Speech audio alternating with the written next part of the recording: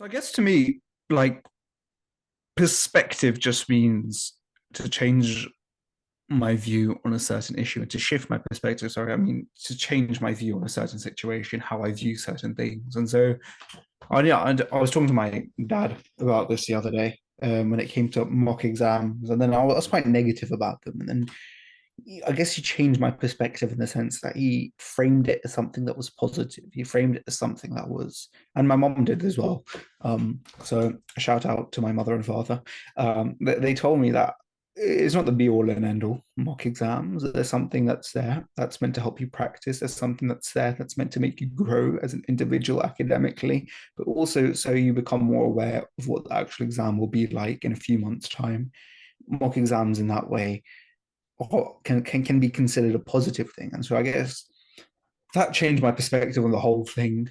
I was quite pessimistic when looking at them. I was like, oh, do I really have to do them? They're painful, they're boring, they're long, they're arduous, they're mundane, the list goes on. But yeah, that's why I was like changing perspective is. How about yourself, Dylan? How would you define it? Yeah, no, I think perspectives are obviously like a world position or a view that you hold, right? And I say shifting perspectives doesn't necessarily having to mean opposing your own view and coming to a whole new conclusion. I think it's more just a slight deviation from, where you were originally at because you've learned something or someone said something which has made you think. I actually just think changing a perspective just means thinking that little bit extra hard and pushing yourself a little bit more to come to a new conclusion or to develop the already standing conclusion that you had.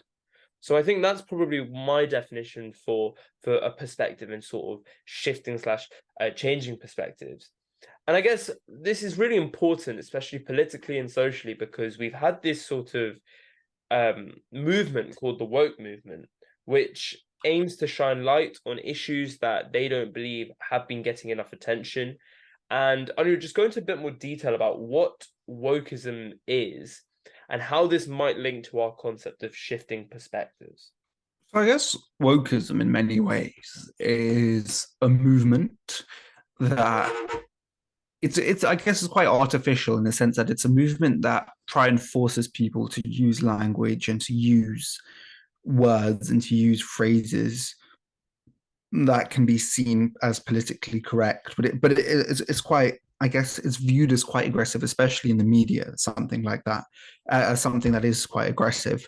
Um, and I guess ultimately its aim is to try and create a more diverse and more inclusive society by trying to include more diverse and inclusive words.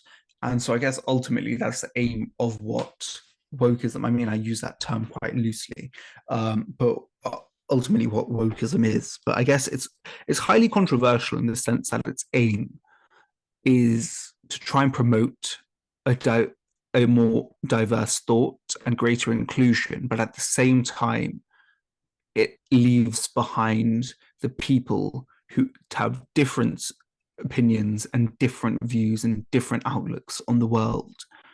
And so, in that way, it can be seen as it can be seen as contradictory in the sense that if wokeism is trying to ensure that whenever you address someone, you are going to ask the person for what their pronouns may be, it ultimately leaves behind the people and ultimately doesn't include the people who aren't interested or who believe that asking what pronouns you may have or you may prefer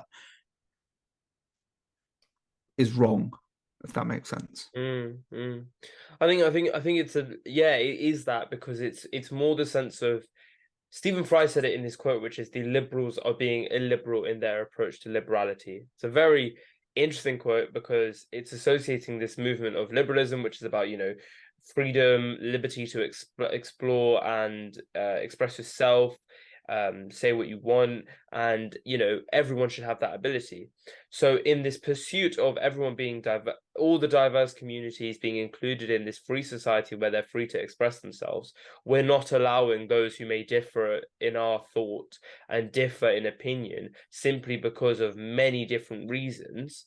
We're not including them in our little discussion. And actually, I'd say that is a really big and it's a concern because while the social norm may be to pursue one angle. It doesn't mean we exclude those who don't fully agree with it, because actually we're going through a global shift right now culturally. We are going through a global shift, and it will take time for people to fully understand it, and it will take time for people to fully accept it. That's human behavior, and that's human nature. Um, so actually there is an issue, I'd say there, but I think the overall premise of what wokeism, and again I use that term quite loosely like yourself, because actually what does wokeism mean? Because on one hand I'd like to say that I'm woke because I recognize and I appreciate issues of communities that don't get the spotlight that they deserve. But on the other hand, I don't believe that we should be marginalizing those who don't fully agree with our commonly accepted opinions. So, Yeah, so I use that term wisely, but I think the original premise of wokeism is, in fact, admirable.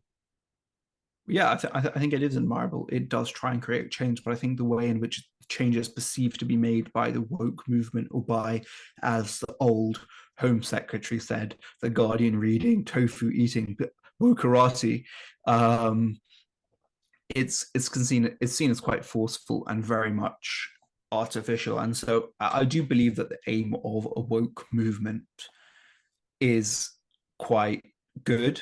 It is very progressive. It's progressive thinking. It's thinking ahead. But I think the way in which, well, the mainstream media cover it, it's always quite negative because they feel as if it's something that's breaking down and actually taking away quite a lot of our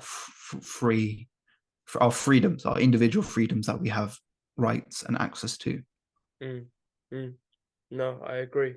So I guess this moves on to the final question of this podcast, which is, what can we do to shift ours and other people's perspectives in a way that we aren't sort of imposing on them our beliefs? It's a very tricky question, and honestly, if we could answer it, we would be, Prime Minister and Deputy PM, or Prime Minister and Home Secretary. It's a hard question to answer, but I guess we can give it our best shot. So the question you're asking is, how can we shift people's perspectives without being perceived to impede on their freedoms? Yeah. Or how can we create a culture where perspectives can be shifted while still allowing for difference of thought? Ooh, so that's a big question. Well, Uh, I think we should leave that up to the viewers then. I think we Viewers, should. I think that's a nice spot to end off. And next podcast, I'll come back with an answer, hopefully. And I think Aniruddh, we can do the same. I think this requires a lot of thought, but I think it's a really important question to end on. So, for all of you listening at home, all the students out there, and anyone else, please have a think about this question and do email in with your answers or what you think. If you disagree with any of what we said, happily come on the podcast and debate us about it. We would love to see you guys on and share your thoughts. This is what it is. It's a forum for you guys to share your thoughts. So yeah, that brings us to the end of our podcast on sort of perspectives and comedy. Started off with comedy and whether it should be taught in schools, and then we moved on to a more general discussion about perspectives regarding schools, and then we finished off with what does it actually mean to shift our perspectives and how can we do this properly. So we hope that you guys enjoyed listening to this episode and that you enjoyed sort of hearing our thoughts about it. Again, if you have any questions, do email into the student inbox queries at gmail.com. Now it's time for answering the inbox, which is where you guys will send in your questions, which are a bit more quick fire, and then we have never seen them before until now, and then Aniruddh will ask them, we'll both answer them. And yeah, basically that's it. You can send them into the email I mentioned before. It's an anonymous and non-judgmental space, so don't worry, your questions are never read out with your name. So feel free to ask us whatever you want, along with queries and themes that you want us to discuss. So, Aniruddh, have you got the questions for us? I do indeed. So thank you to whoever sent these questions in. Please, just as Dylan said, a reminder, send the questions to the student inbox queries at gmail.com, and we'll be more than happy to ask them on future podcasts. The first question is about the new iPhone, Dylan, and it's asking whether you think So I mean, just to give people a bit of context, the European Union has said that they want one single charger for every single device, and so the new iPhone will now have a USB-C cable and part of it. Dylan, what are your opinions on that? Do you think? It's a bit long for me to get a cable, making sure everything can fit, but I mean, it's going to be needed. So realistically, it's not the worst thing in the world. Yeah. Well, do you think what the European Union are doing is impeding on Apple's freedom of being able to choose whatever wire it wants to? Um, I guess objectively, yes, but I think they need to because big corporations, in my opinion, are gaining a bit too much power in how they can dictate other people's lives. And regulatory bodies like either the EU or you've seen like with the US and then sort of stopping the sale of Apple Watches, they need to have checks and balances in place on these big multinational corporations. But yeah, I guess they are imposing on Apple's freedom. What about yourself? Yeah, I mean, I agree with you. I mean, my mom has a USB-C cable because she's an Android user, and my speaker has a USB-C cable. So I don't think it's that dramatic as people have made it out to be. But it's a shame the lightning cable's going to go away. I was quite fond of it. The second question, Dylan, is also a very random question. Is what's your favorite piece of stationery? Favorite piece of stationery? What's my favorite piece of stationery? Oh, it has to be a highlighter. I think the highlighter takes it for me because it's so diverse. You can use it in so many different ways. You can draw with it. You can like obviously underline with it. You can obviously highlight with it. But I think also it just makes me understand my own ideas a little bit better. So highlight for me. What about yourself? I think mine has to be. I got it next to me. The hole puncher. I think this is one of the best pieces of stationery you can get. I mean, when you do punch a hole into a piece of paper, there's nothing more satisfying than it. And then to play with the little bits of circular paper that come out the end of it. Really? Yeah, Really? it's quite fun. And yeah, so that concludes this week's answering the inbox. Make sure to send your questions in if you do have questions to the student inbox queries at gmail.com. Thank you very much for listening to this podcast. I hope you had an enjoyable listen and make sure to share it with everyone that you possibly know if you have enjoyed it. And if you didn't enjoy it, well, don't say anything, please. No, I'm joking. Send in your feedback and we'd be more than happy to listen and critique as you wish. And so, yeah, from the student inbox to you.